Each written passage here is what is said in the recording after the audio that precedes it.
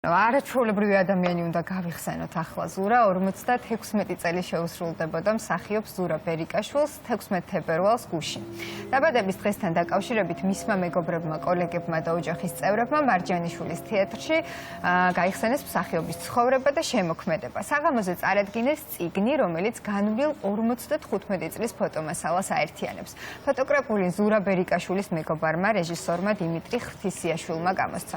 მსახიობი გასულ წელს ჯანმრთელობის მდგომარეობის გაუარესებით გარდაიცვალა, ის 1990 წლიდან მარჯანიშვილის თეატრის მსახიობი გახლდათ.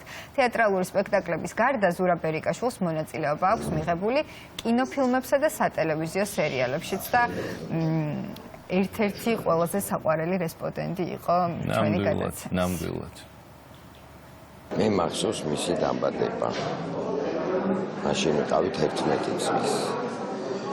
და მე ფაქტიურად ჩემი გაზრდილია ზურიკო. მინდა დავივიწყო გარდაცვალება, ძალიან ვცდილობ. ჭირს. და ძალიან მენატრე.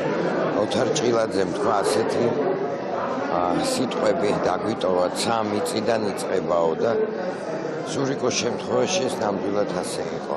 უფრო არის ფოტო რეტროსპექტივა, არის ჩანართები მეგობრების პატარ-პატარა მოგონებების, მისი გარდაცვალებიდან დღემდე იმდენად პატარაა დისტანცია, რომ ცოტა ჯერ აქმაც კი არ არის.